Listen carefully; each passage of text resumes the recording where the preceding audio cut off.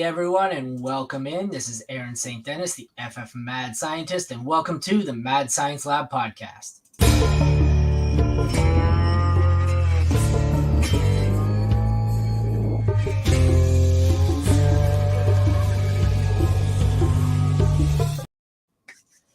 Hello, today we are here for the NFL Week 9 Fantasy Football AFC home games preview. It's been a long day, man. Recap show. We've got Dolphins, Chiefs, Seahawks, Ravens, Cardinals, Browns, Bucks, Texans, Commanders, Patriots, and Giants at Raiders. I and my little Rat Pack group have 7 co-hosts, and yet that's not any of them. I have been abandoned tonight, and I have a pinch hitter that would be Calvin Timms of Dynasty After Dark podcast. How's it going, Calvin? Pretty good, man. Pretty good. Long day of football, but started early and some wild ups and downs, but we got there. Some good games too. I am very familiar with a lot of the late games. I'm not very familiar at all with the 1 o'clock slate. I watched the 9 a.m. games. Then I had my kid went to his best friend's birthday party, and then it was Pokemon Community Day. I watched a lot of game highlights at 1 o'clock, but not a lot of actual games at 1 o'clock. So we're going to be going off the stat sheet for me. Thanks for pinch hitting here. Sure. 9 people in the live show at noon, but come 8 o'clock, nobody's around. And I see them on Twitter, but nobody has the time to do it. Lazy bastards. So we will get right into it. Our first game I'm going to bring up here, we've got the Dolphins and the Chiefs. I will start with the injury news. I'm going off of my buddy Deepak off of Twitter for his injury breakdowns. Again, this is not definitive, but it's his opinion at Sport MD Analysis. That's Deepak Chona. So the only injury in this game he has listed as Dolphins Jalen Waddle, mild MCL sprain, but returned. No lingering impact projected for Week 11. Week 10 is a bye. So that's good to see. We have actually one game that looks like there were no major injuries because it wasn't quite the quarterback apocalypse we had last week, but it wasn't a good one. So right. Yeah, definitely not the best situation. As you get deeper in the season, those injuries start to hurt a little bit more for some of those guys. But the amazing thing is it's not the Keenan Allens, it's the Jalen Waddle. Like you're 23 years old. Why are you hurt so much? I can tell you one thing, he's got to be the most frustrating receiver I own because he's young and has high upside. He's hurt every game. He leaves the game at some point. I can't remember having a game where he didn't leave it, but let's take a look at some of these here. The quarterbacks, Mahomes was not great, but he was good enough. He had 185 yards and 2 touchdowns, 22 fantasy points. Tua, I had my bold prediction on Fantasy Pros was that Derek Carr would outscore Tua in fantasy, and I was right. He did what he did against good teams, and he played, not that well. 193 yards and a touchdown. That would be good for 16 points. Down to the running backs, we have Mostert had a good game, 85 yards and a touchdown. Nobody else on the Dolphins running back room was that good. Rough day for Pacheco. He had 66 yards for 8.5 fantasy points. McKinnon had, what did he do here? Oh, it's the touchdown. I was going to say 2 yards. How the hell did he have 10 points? The touchdown. He has a receiving touchdown to salvage a useless day. The receivers, nobody was great. Tyreek had 62 yards. He put up 11 points. Cedric Wilson had 10 points, 9 points for Waddle, 9 for Rashee Rice, who looked like he was going to start off with a monster day, but didn't quite get there. Then we have at tight end, nobody really did anything relevant, which is amazing because Travis Kelce is on this roster. He had 3 for 14. I managed to click on the one league I have that doesn't have kickers. So Chiefs defense was awesome. Dolphins defense was not. I imagine nobody started either of these defenses because it's a scary situation. But I started the Chiefs actually in multiple leagues. Where the only leagues where I have defenses, I actually was able to start both leagues, the Chiefs, and it did not hurt me at all. So was not complaining about that. But no, the kickers were terrible. No field goals even attempted. This game was kind of rough. I don't know if I think you said you watched. Yeah, I watched this one. Yeah. It was just it was such a defensive slog where neither team really even got past the 50 many times except for the touchdowns. It was just kind of a disappointing game for what everybody wanted to kind of see as a shootout, but sometimes. I don't know if it's because it was in Germany or what. I know that they don't love the fields over there, so maybe that has something to do with it. But the Chiefs came out fire and looked great in the first half, and I was about to post my victory lap tweet at halftime because I was all over the Dolphins being crap. And then yeah, the second half, it's like they just kind of shut it down and played, prevent to protect the lead, and we're just happy to leave with the 7-point lead. So, yeah. what do you think surprising here? I mean, Kelsey, it's a one-off. I'm not sure why he sucks so bad, but I do think that the Miami defense was pretty good. They've been getting better and better, but at the same time, like you mentioned, Miami against these top teams, they just kind of fold right now. Like they're great. They get the wins that they're supposed to get. They just don't really get the wins against the tough teams. So, hopefully they can. They're just that's their fatal flaw right now is just playing top teams. So it's kind of an interesting game. Like nobody was great. Mostert was okay. The receivers we had, like Rice looked like he was going to be great. Didn't really do much. Waddle, Hill, nobody was good. Like it's amazing for what could have been a really high scoring, high powered shootout. And I mean, 21-14, it wasn't exactly a 10-3 game, but right. No, the best play. Yeah, for sure. The thing that killed Tyreek was that fumble. Like if you have him, it depended on your league settings, the loss for the fumble, but yeah, he would have had a much better game without that. But that fumble just wrecked him.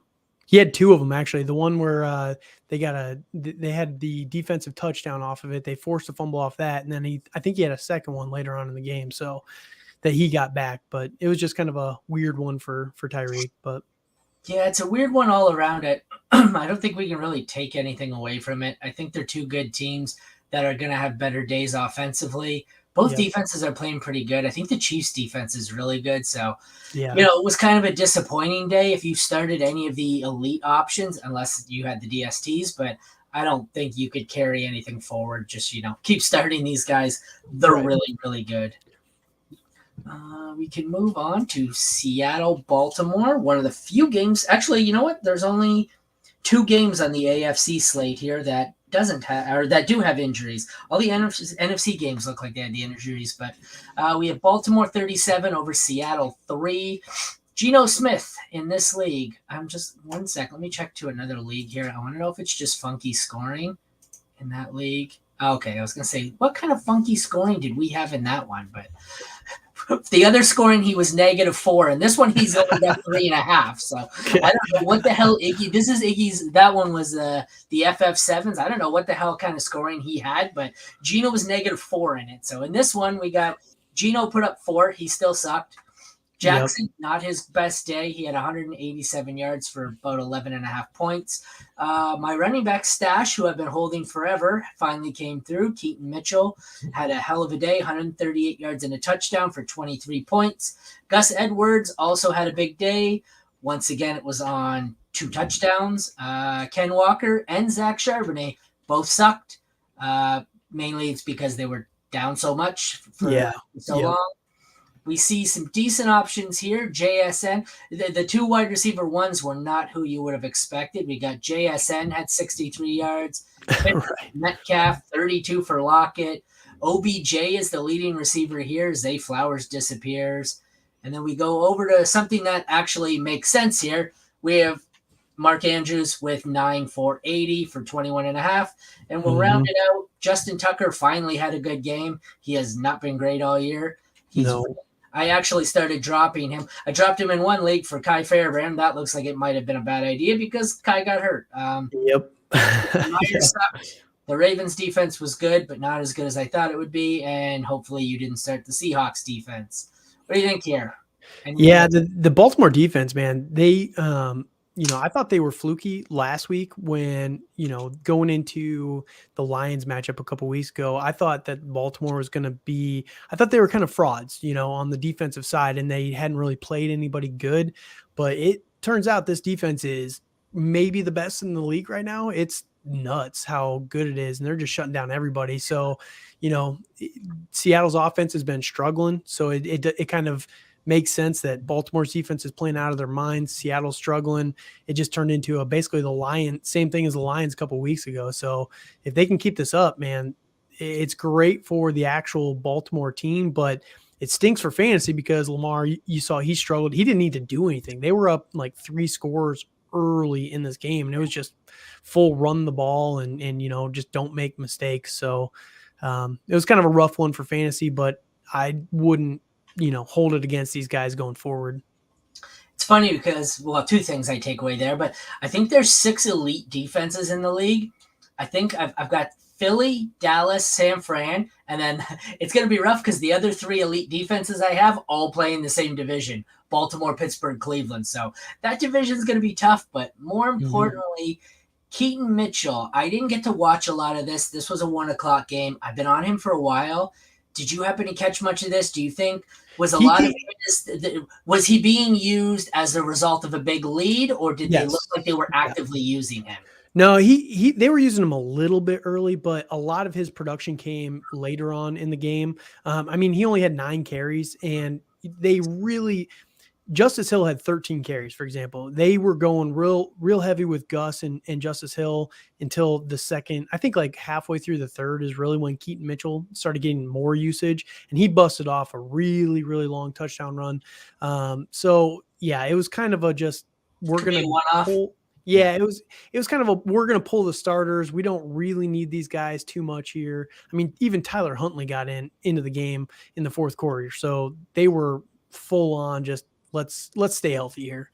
I've been stashing him in a lot of leagues, and it's funny because I think the waiver wire is going to lose their mind on him this week. Yes. So I'm going to use this as an opportunity to try and sell high as often as I can. Because, like I said, this was not one of the games I got to see because I had, father duty there. So as good as I think he is, that is not a game script where I think it's going to repeat. Although it might. This defense might be, 52 touchdowns. So right. This defense, though, they could definitely repeat because they're just shutting down everybody. It feels like that. Even even the Lions, they have a good offense, not an elite offense, but they're just shutting down everybody right now. They're playing out of their minds. Yeah. Next up was one I was bang on with a lot of my stuff today. I covered Cleveland for High Point, and this is when I went 3 for 3 in my prop video. I hit on all of it. I said, I think it was pretty obvious this one was going to be one-sided, and it played out much like I thought. We had Deshaun Watson looked pretty good, 219-2. Clayton Tune looked like Clayton Tune. Right. Jerome Ford was good, not great, only 44 yards. Still looks like he's losing a lot of work to Kareem Hunt. Another case of, did this happen early or late? Because I don't know if they were splitting because of another big lead or not. Like I said, this is the 1:00 games I'm going to have to go back and watch because gaps in there for me. So did you catch this one at all? Do you know? I watch mostly Red Zone. Like I have a couple of games up. Yeah, I have a couple games up, and then I'll watch Red Zone mostly with the other games that I want to like focus on. That's kind of my setup that I use. And this game was so out of hand early that Red Zone like showed nothing of it. Yeah, so I don't really know the usage. I did happen to watch some of the Baltimore one. That's why I knew the Keaton Mitchell one. But yeah, this one I don't know what the game plan was, but Kareem Hunt did have 14 carries, which was pretty wild. I switched over to on my Twitter, I follow Dave Richard from Fantasy Football Today. He does normally a pretty good breakdown of the snap share, and what he has is snaps with Deshaun Watson in. So I assume they took Watson out in the fourth quarter, but with Watson in and them still playing a normal game, Ford had a 60% snap share. So it looks like a lot of the work that Hunt got came after the big lead. So might be another running back where we don't take too much away from him. On the Arizona side of the ball, Keontae Ingram did nothing. Tony Jones did a little more. Nothing, but not much. Right. The receivers, we have a whole lot of nothing on Arizona. 4 for 24 is the best from a Cardinal. That's Hollywood. We only have one useful receiver in the whole game, and it's Amari Cooper went 5 for 139 and a touchdown. Yep. So that's good. He looks like he was quite happy to have Deshaun Watson back. Yes. Yep. Njoku was decent because of the touchdown as well. Yeah. 4 catches, but not a ton of yardage, which is kind of Well, yeah. typical with these guys. If you want to see what his stat line would look like without the touchdown, just shift over to Trey McBride. It's almost the same stat line. Right. Yep. Trey had 3 for 22. Njoku had 4 for 26. Added in the touchdown to save his day. The kickers, Matt Prater did not attempt to kick because, well, you need to score. Dustin Hopkins, I guess that's kind of a disappointing game for him. He went in by my scoring. I think he was kicker 2. 2, yep, he's 2. So I guess 9 points doesn't kill you, but it was kind of a disappointing day. Nobody was playing the Cardinals, I don't think, so they didn't matter. The Browns, if you played them, they were awesome. That's 7 sacks. I wonder how many of those were Myles Garrett. So this was kind of the one-sided ass-kicking we expected it to be. Yeah, and that's what they got rid of Dobbs, who we'll eventually talk about him either in this podcast or the next one. But Dobbs was killing it for Minnesota today, and we all expected this. Clayton Tune, he's a rookie, hasn't played at all in the NFL yet, so Kyler Murray, he's going to be back probably next week, and they're going to get James Conner back as well. So I think this offense is going to be much, much better, and they're also not playing Cleveland next week as well. So it's going to get better before it gets worse. But yeah, it wasn't much to expect from this team. I'll tell you, I'm about to be 8-1 in my home dynasty league, and I made a trade this morning that I really like now. I acquired Amari Cooper and I traded away George Pickens. And I'm happy that I got Cooper now. Like, I'm a contending team. I'm happy now that I got Cooper. But this morning it was more of a get George Pickens off my roster trade than it was a I like Cooper. So, I don't normally like to trade away the youth, but like I was always the George Pickens is going to lose his role, and then I was like, oh, maybe I'm wrong. And no, I was right. So it was just get this guy off my roster, and then it worked out. I was like, oh shit, Amari Cooper might actually be, a useful player for me. I think he was on my couch, but if Watson's playing, man, Cooper is a stud. Like he loves to. He's his number one target by far. So, yeah, I think better day. The only thing we got to watch out for, Amari Cooper did get banged up in this one a little bit towards the end of the game. He caught a pass, ran off the field, and was like crouched down next to one of the trainers on the sideline. So, he wasn't down on the field or anything like that, but he was definitely banged up, and they were so far ahead that I think they might have shut him down at that point. But just something to monitor going forward with Amari Cooper. Quick last question here. We'll move on because we're getting kind of tight on time. Think this moves Deshaun Watson back into the top 12 QB rankings for you? It all depends if he's healthy. I mean, Arizona wasn't really a big test, so it all just depends. And you really need to see a consistency from Watson before he can get back up there. But I think he's a high-end QB2 for sure, minimum. But maybe if he can put on a consistent back-to-back performance, maybe he can get into the low-end QB1 for me again. Who would have thought the Houston Texans and Tampa Bay Buccaneers would be the game of the year? But we have a 39-37 Texans win. CJ Stroud with 470 yards and 5 touchdowns. Good God. Baker Mayfield has probably the best game of his career and gets doubled in points. Baker had 265 and 2. Good God, if you had anything, either quarterback, you're probably very happy. But you know what the funny part is? It might be, it's not this league. It's the other league up here, right? Transit Dynasty. I have a friend who had both Stroud. Who else went off here? Stroud, Dell, and Schultz in his lineup, and he's going to lose regardless. I'm playing in my work redraft, my like home redraft league. I played against Stroud and Tank Dell this week, the stack, and I might be able to pull out the win just because my team is doing well. But I was like, dude, they had 75 points, the two of them. I was like, man, this is killer.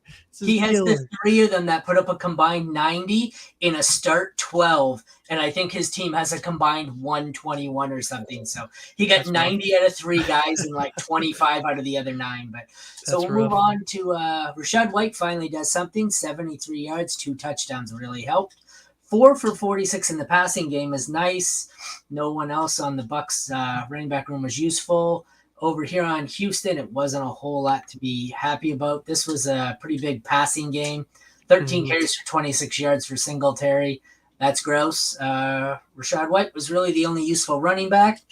On the receiver side of the ball, we have some big stat lines. Noah Brown being the number 1 receiver in this game is not how I had it on my bingo card. 6 for 153 and 1. Dell has 6 for 114 and 2. So we got a lot of guys with touchdowns here. Holy shit, yeah. Another touchdown here for Nico. Then we've got no touchdowns for Evans. Evans has 4 for 85. Palmer 3 for 51. Godwin 2 for 16. So, dude, Godwin killed me so bad this week, where I did have to start him. But I will say on Mike Evans really quickly, because I don't know if you saw this game or not, but he went down literally on the 1 yard line with a big bomb from Baker. I did see that one. Yeah. Yeah. And I have him, as you can see. That's me in this league. I own him in this league, and I could have used that touchdown. Right. So there's a lot of production here from two of the guys you would expect on the Texans. Noah Brown came out of nowhere, and then we have mediocre production to bad production. So Evans didn't kill you, but he was the 4th best receiver in this game. That should tell you all you need to know. That Houston passing game was something else. Tight ends were both awesome. Cade Otton had 6 for 70 and 2 touchdowns. 26 points despite losing a fumble. Schultz has 32 points despite using a fumble. He had 10 for 130 and 2, so both tight ends were awesome.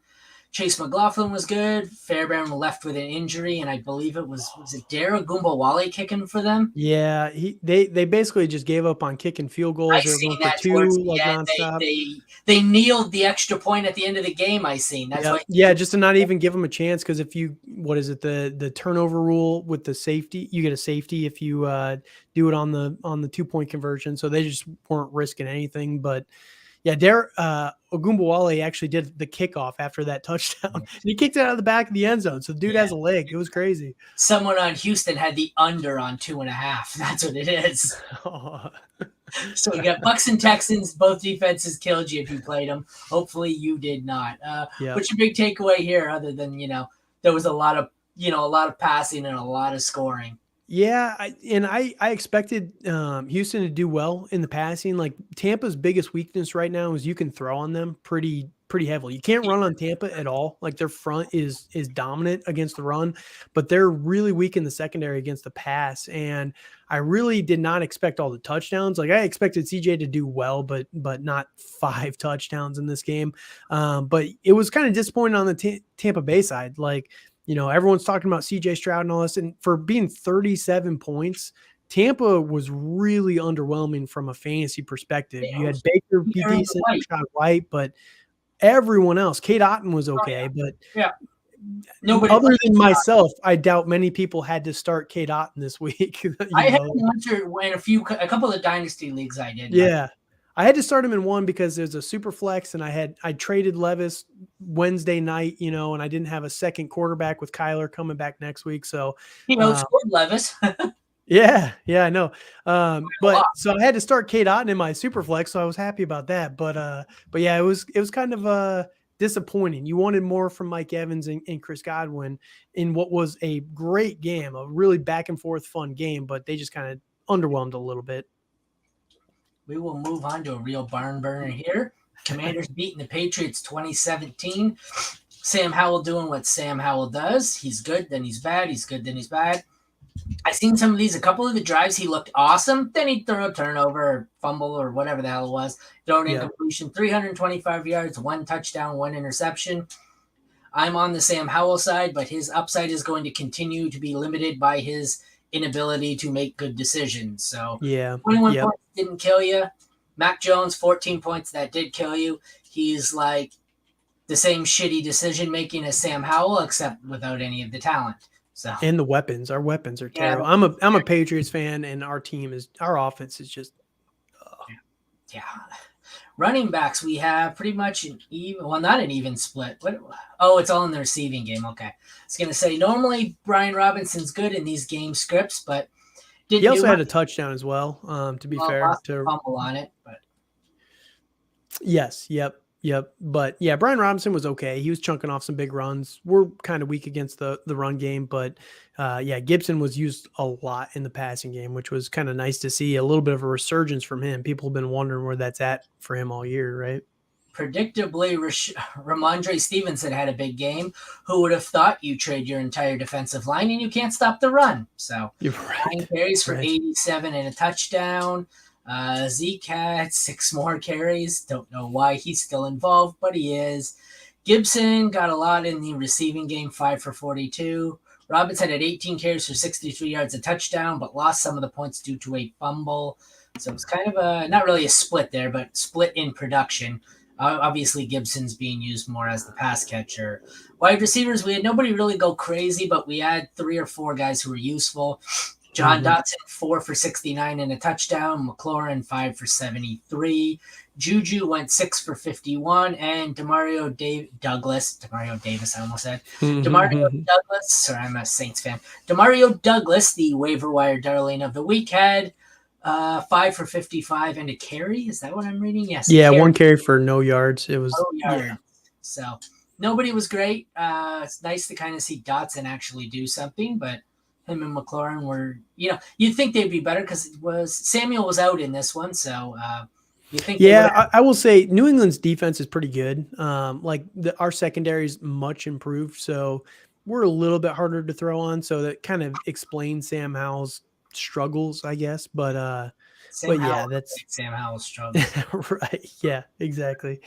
We'll hurry up a little here because we got one more game left and we're kind of tight on time. Hunter Henry had 4 for 39 and a touchdown to have a good day. The touchdown saved him. Otherwise, his stat line would look pretty much like Logan Thomas, 4 for 31, which isn't terrible. 9 points for a tight end didn't kill you, but both kickers were mediocre as they have been all season. Patriots defense was all right. They had an interception, put up 9 points. The Commanders, hopefully you didn't have to play them. I think I did at some point. They thoughts here? No, it was just, it was kind of a weird game. Defensive struggle, but it was what it was. Moving on to one of the more interesting, confusing games. Unless you fire your entire coaching staff and things get crazy. Well, it did for the Raiders as they won 30-6 over the Giants. Aiden O'Connell was not great, 209 yards, useless for fantasy. Was it Tommy DeVito, Danny DeVito, Tommy DeVito? I can't remember. Like Tommy DeVito, that sounds like that sounds like Joe Pesci's character in Goodfellas, but it's that's right. So he was also not good. He was better than Aiden O'Connell, but that's not saying much. Daniel Jones left. He's on my injury list.